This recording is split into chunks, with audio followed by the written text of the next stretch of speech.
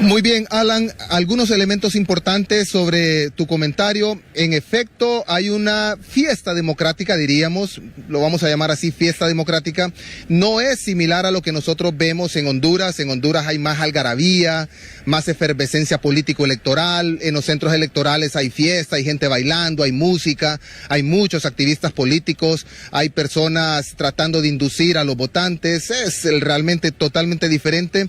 En el caso de Estados Unidos, estuvimos hoy con nuestro compañero Gerardo Cáceres también, con José Oseguera, recorriendo algunos centros electorales y nada que ver, los centros electorales son diferentes, apenas logras ver dos carpas, una para los demócratas y una con los republicanos, con dos personas adentro. Nadie está revisando listados, nadie está chequeando votantes en estas carpas. Lo único que pueden hacer estas personas para no cometer un delito electoral es acercarse a los votantes que están llegando al centro donde están las urnas, entregarle una hoja con una información muy básica sobre cómo ejercer el sufragio y absolutamente nada más. De hecho, no tienen el derecho de dialogar mucho con los votantes porque esto podría ser interpretado como una forma de querer inducir el voto a favor de algún candidato. Son muy estrictos en ese sentido. Aquí se convierten en delitos federales cualquier cosa que signifique manipular el voto de un elector, y el Departamento de Justicia ya está, de hecho, investigando algunas denuncias en torno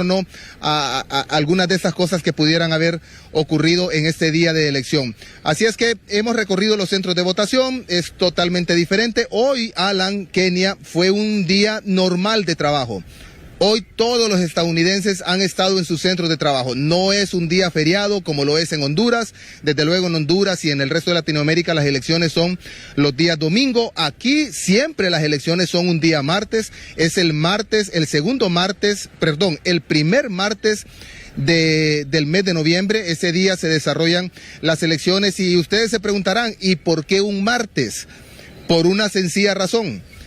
Porque esta costumbre viene desde los tiempos de la Estados Unidos rural, cuando este país dependía absolutamente de las cosechas de los agricultores. Estas cosechas se vendían los fines de semana, los sábados y domingos, era una fecha clave para vender las cosechas de los agricultores, y como los centros de votación tanto antes como ahora están muy retirados, las personas se dirigían hacia los centros de votación el día del lunes, prácticamente viajaban todo el día lunes y podían ejercer el sufragio el día martes. Imagínense ustedes desde cuándo viene esta tradición de votar el primer martes del mes de noviembre. También tiene un sentido que sea en el mes de noviembre. Es una época en la que todavía no hay nieve, no hay lluvia, no hay inundaciones. Todo muy bien medido aquí en el país, en la gran nación del norte, en los Estados Unidos. Fernando, ¿hasta qué momento ya es irreversible ya la votación? ¿Hasta qué puntaje? Además, te quería preguntar, ¿qué estados todavía hacen falta para recolectar información? Y como una tercera pregunta, posiblemente mañana, ¿hay una hora en específico que has escuchado también allá, que sería la hora decisiva para saber exactamente, o el momento decisivo, la jornada decisiva para saber quién sería el presidente de Estados Unidos?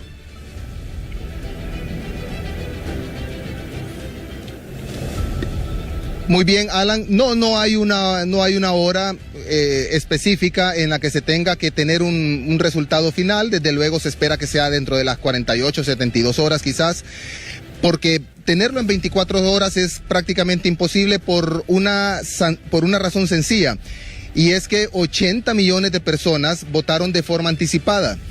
¿Cómo votaron de forma anticipada? Votaron de forma anticipada acudiendo a un centro electoral días antes de la elección o enviando su voto por correo. Lo hicieron 80 millones de personas, es decir, el 50% de los electores ya había votado, no votó el día de hoy. Hoy votaron 80 millones de personas aproximadamente, porque se supone o se cree que en esta elección van a votar más de 160 millones de personas. Esa quizás es la respuesta a la primera pregunta. Sí hay términos en cuanto a cuándo se debe elegir ya oficialmente al presidente. El colegio electoral debería de reunirse en los primeros días de diciembre. Luego el Congreso de la República, el nuevo Congreso de aquí de los Estados Unidos, tiene que tomar posesión el día 3 de enero del año 2025, y 3 días después debe recibir a los miembros del colegio electoral, a los 538 miembros que salgan electos de esta elección realizada este día. Se deben reunir el 6 de enero del año 2025 para contar los votos del colegio electoral y ahí decidir quién es el presidente de los Estados Unidos. Por eso, Alan, Kenia, esta es una elección indirecta. Hoy, en términos prácticos, no se ha estado eligiendo a Trump o a Kamala, sino que se ha estado eligiendo a los 538 miembros del colegio electoral, y serán estos 538 miembros del colegio electoral, desde luego cada uno de ellos ya alineados, ya sea con Kamala o con Trump, quienes se deberán presentar al Congreso de los Estados Unidos para manifestar para quién es el voto de ellos. El Congreso cuenta esos votos y decide y oficializa quién es el presidente 47 de los Estados Unidos. Fernando, ¿cómo se ha comportado el voto latino? ¿Fue a tu percepción también y lo que has podido observar allá en Estados Unidos? ¿Se ha comportado más hacia Donald Trump porque existió esta incertidumbre de que posiblemente mucho voto latino, pues en última hora se había convencido con Kamala Harris? Pero ¿es así esta percepción o se abocó más a Donald Trump? ¿Cómo fue el voto latino en estas horas?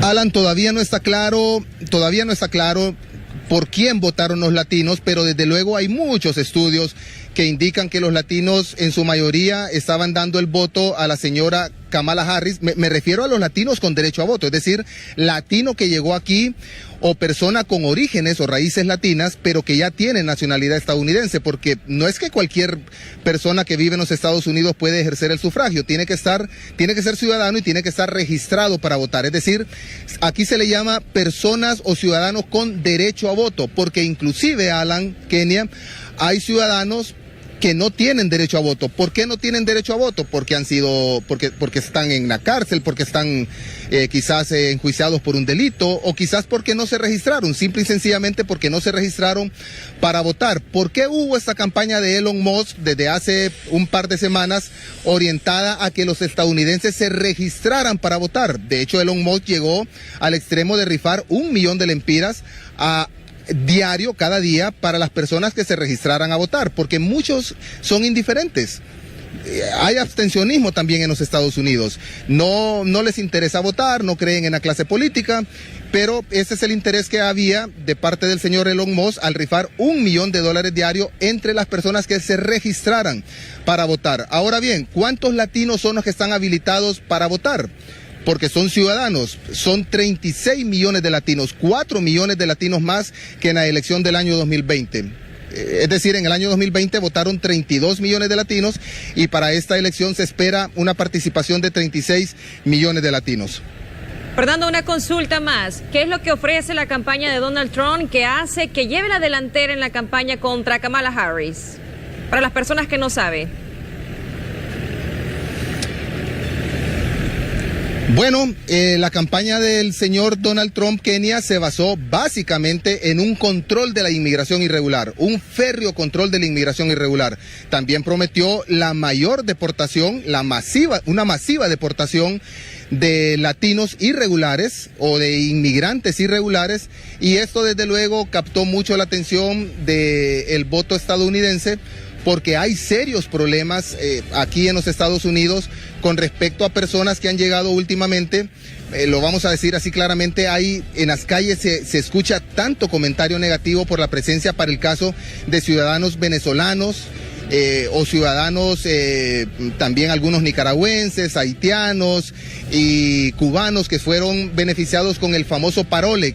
El parole es la oportunidad que dio la administración Biden de poder permitir que muchos ciudadanos vinieran a Estados Unidos solo con la recomendación de un ciudadano estadounidense. Esto se prestó inclusive para actos de corrupción. Hubo personas que vendieron su firma para poder traer a ciudadanos de estos países, pero el Vox Populi aquí en los Estados Unidos es que no soportan este tipo de inmigración porque no está cumpliendo las reglas del país. Pero así están las cosas, Kenia, así están las cosas, Alan. A estas horas de la noche tenemos, de acuerdo al conteo que está haciendo la cadena CNN, tenemos una ventaja bastante amplia para el señor Donald Trump, 211 votos ya del colegio electoral asegurados, y la señora Kamala Harris 153 votos en el colegio electoral. Si nos vamos al voto popular, es decir, al voto directo, son 54.9 millones de personas que han votado por Donald Trump y 49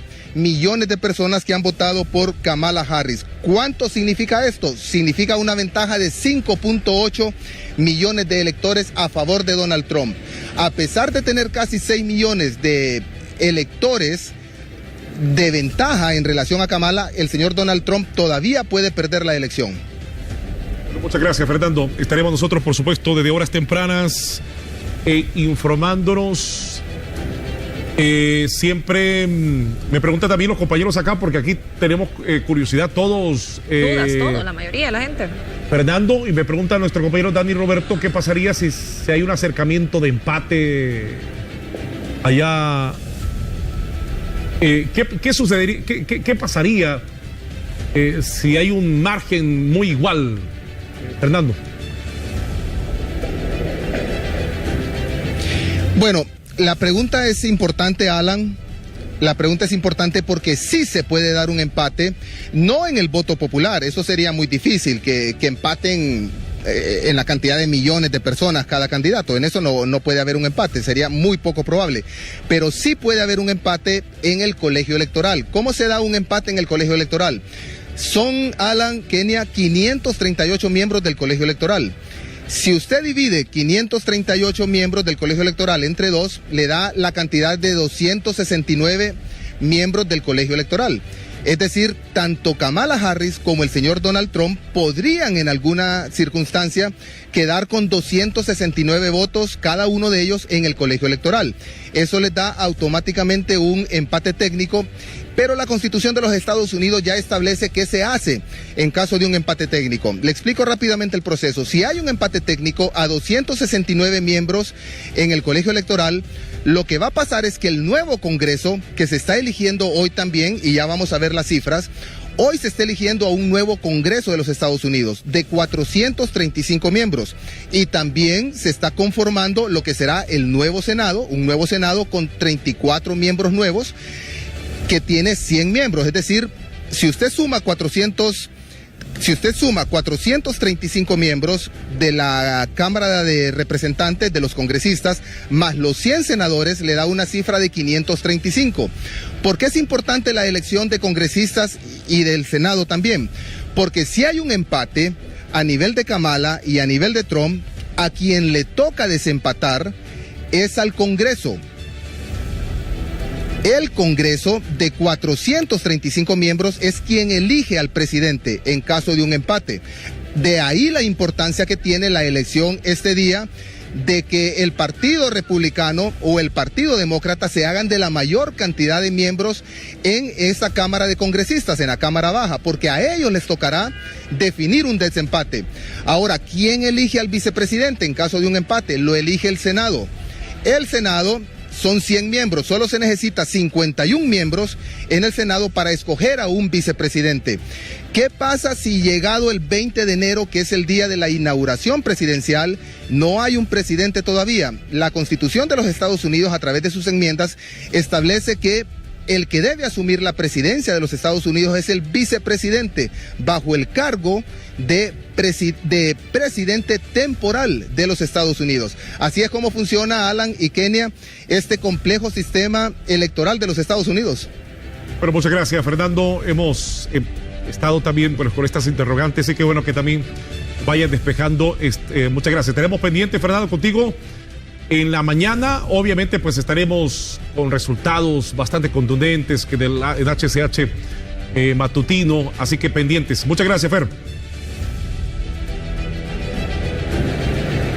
Buenas noches, pasen buenas noches. Aquí nos despedimos con José Oseguera. Ya son aquí las 11:27 de la noche y tenemos que madrugar.